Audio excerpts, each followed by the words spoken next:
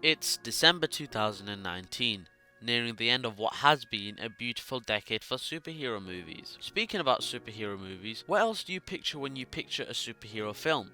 You picture the actors. For the past decade, Robert Downey Jr. has been the one and only Iron Man. For the past decade, Chris Evans has been the one and only Captain America, and well, you know the rest.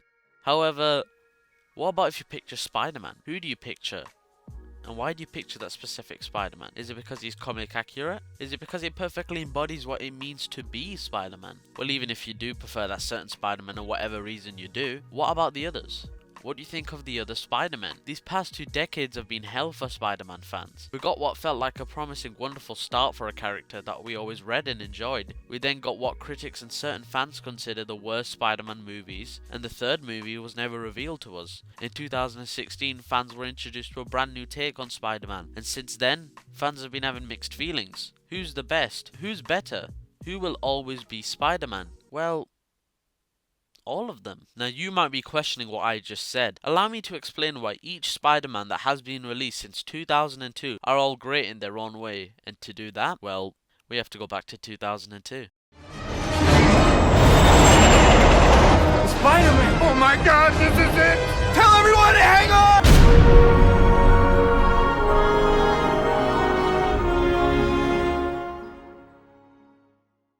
When you think about the start of the Marvel Cinematic Universe, what movie do you think about? Iron Man 1 from 2008? Well, no, not today. Today we go back to 2002 and to the movie that started everything.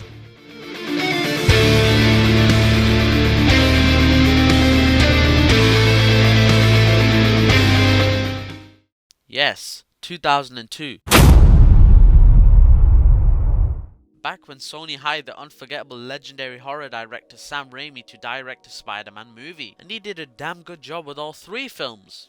Yes, even that one. Sam Raimi took this character and turned him into a legendary icon for many Spidey fans across the world, and I think the thing that makes Sam Raimi's Spider-Man so iconic was his relatability. Through life, we've all had those struggling moments to impress your crush. We've all had trouble paying off something or someone, and the struggle and thought of losing someone close to us and how that impacts us as human beings. Spider-Man shouldn't be an unrealistic billionaire hero with million-dollar tech and multiple friends. Spider-Man, no, Peter Parker should be just like us. You'd be lying if you rewatched this trilogy and said that you haven't suffered at least one of the problems Peter Parker had suffered. You would be lying if you said that you haven't had the problem where you really want to tell the girl you love how you feel, but you can't. I've been reading poetry lately. Whatever that means. Day by day, he gazed upon her. Day by day, he sighed with passion. Day by day... Don't start. You'd be lying if you say your parents have never had that moment where they are so worried about you, where they desperately want to help you. No, I can't take that. Yes, you can. You can take this money from me. For God's sake, it's not much. Now take it. And don't you dare leave it here. Sam Raimi wanted to make the character real. He did the impossible. He turned a character who shoots webs out of his hand to the most real, down-to-earth superhero. Unlike Iron Man or any of the other Avengers who are mainly there to stop major threats, Spider-Man, well, you could say he's looking out for the little guys. No playing in the streets. Yes, Mr. Spider-Man. Whether it was his aunt or not, Spider-Man would have saved that old lady regardless. Even though he lost his job, he still saved those children. As a child, Spider-Man was your hero. You loved it when he stopped the train. You loved it when he finally took out the Green Goblin. However, when you grow, you realize Peter was the real hero. He sacrificed everything he ever wanted to be Spider-Man. I want you to know that I will always be there for you.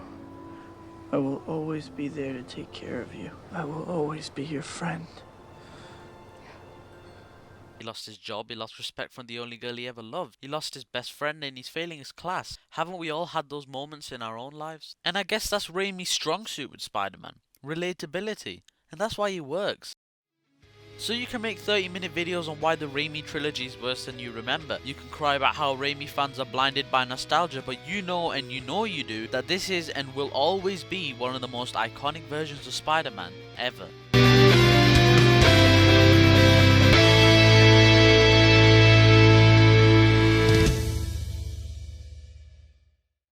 You okay?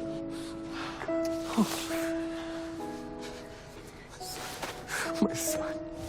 My son.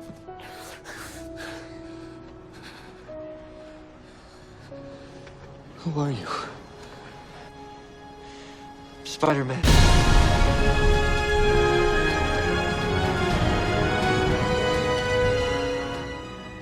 That theme makes me feel heroic, doesn't it? That's what this movie is though. Heroic. That's probably the best way to describe it. Well, from the end of the movie at least. At the start of the movie, it was the complete opposite of heroic. The character of Peter Parker was the complete opposite of heroic. We already had one live action version before him, and then we got a reboot. And some people were divided, let's say. Some liked the reboot, and some didn't. But all in all, everybody preferred Tobey. Why?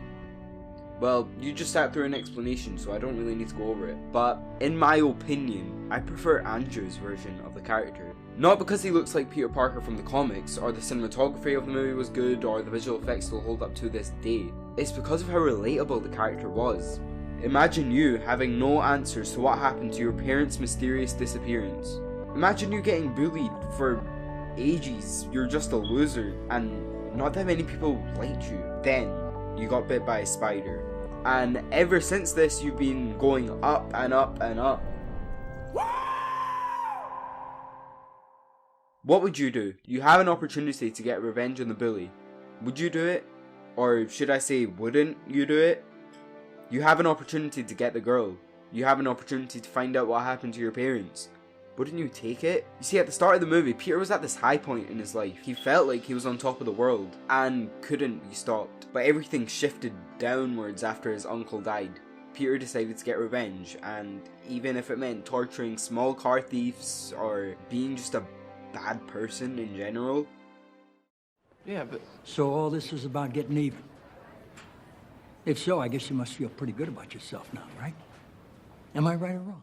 Now, I think this is the point where people really didn't like this movie, was when Peter was still a really bad person at this point in time.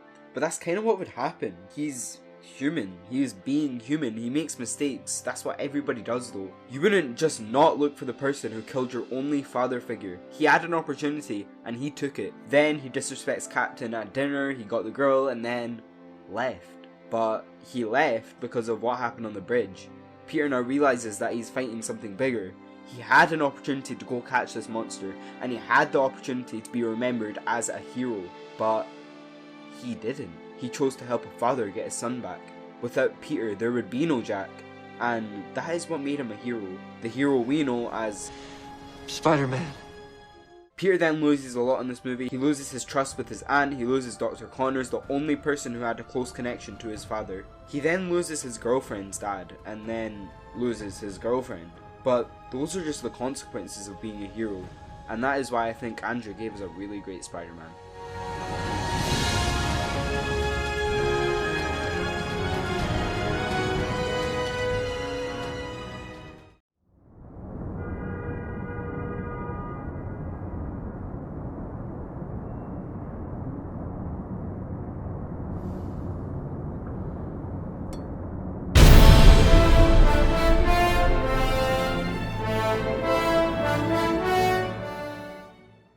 The MCU, a successful cinematic universe with a line of beautifully written films and beautifully developed characters. Iron Man, Captain America and Spider-Man? There are a lot of mixed opinions on Tom Holland's Spider-Man, but the truth is, he's great. As human beings, we tend to be pretty mixed when it comes to change, but over time we adapt and we get used to it. I feel like that's not the situation here. Due to an extreme backlash and criticism from The Amazing Spider-Man 2 and Spider-Man 3, Sony knew that fans were not going to want another origin story. Sony knew that a solo Spider-Man movie wouldn't work. They knew a way to reel the Spider-Man fans back was to join the one universe that all fans were currently invested in, the MCU.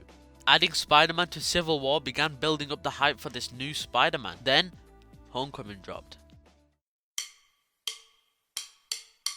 And honestly, it's great. It perfectly shows Spider-Man in his teenage years. We've already experienced Spider-Man as a mature adult. We've experienced him as an inexperienced, intelligent Spider-Man. So why not experience him as the opposite? A teenager, a beginner who's just starting to grasp the basics of being Spider-Man. Not only does Tom Holland's Spider-Man give us a fresh new story that instead of relating with adult audiences, relates with an audience that not a lot of passionate directors focus on, teenagers. And that's where this Spider-Man succeeds, telling a new story, bringing a new story to the beloved character that is Peter. John Watts didn't want to tell us about a man influenced by the death of his father figure. Instead, he tells us about a young boy influenced by his idol, his role model, who teaches Peter not to be like him but to be himself. I just wanted to be like you. And I wanted you to be better. To all the people complaining about the origin story or a Peter Parker story need to understand that we've had origin stories, we've had down-to-earth human movies, and we've had stories of intelligent, experienced Spider-Man. But what we haven't had is a story about a boy learning the basics of how to be Spider-Man. And that's why this Spider-Man is great, because it's a new story and it tells a side of Spider-Man we haven't experienced. It works because it's fresh.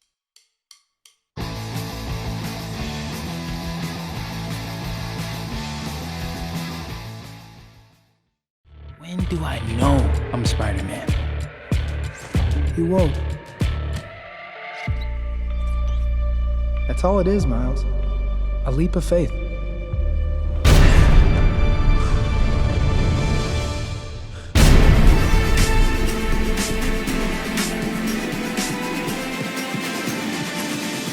Peter Parker. You know who Peter Parker is. You know his character, you know his story, you know how he turned into the hero we all know and love as Spider-Man. You know the good interpretations we got, you know the bad ones.